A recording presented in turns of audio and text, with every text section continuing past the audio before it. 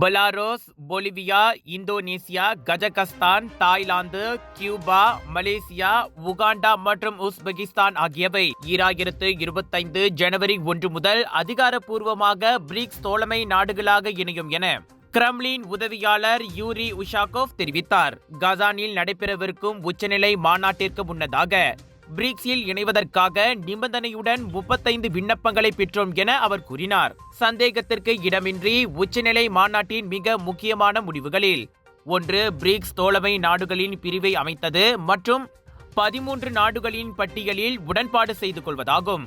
அதோடு இந்த நாடுகளுக்கு ஆலோசனைகள் அனுப்பப்பட்டதாக தெரிவித்தார். இன்று வரை Belarus, Bolivia, Indonesia, Kazakhstan, Thailand, Cuba, Malaysia, Uganda மற்றும் உஸ்பெகிஸ்தான் ஆகியவை பிரிக்ஸ் தோழமை நாடுகளாக ஆகுவதற்கு தயாராக இருப்பதை உறுதிப்படுத்தியுள்ளன என்று யூரி கூறினார். அழைப்பு அனுப்பப்பட்ட மற்ற 4 நாடுகளின் பதில்களை எதிர்காலத்தில் பெறுவோம் என்று நாங்கள் எதிர்பார்க்கிறோம். 20க்கும் மேற்பட்ட நாடுகள் பிரிக்ஸின் பணிகளில் ஆர்வம் காட்டியுள்ளன. மேலும் ஒரே மாதிரியான சிந்தனை கொண்ட தோழமை நாடுகள் இணைவதற்காக இயக்கத்தின் கதவுகள் திறந்தே இருப்பதாக அவர் மேலும் தெரிவித்தார்.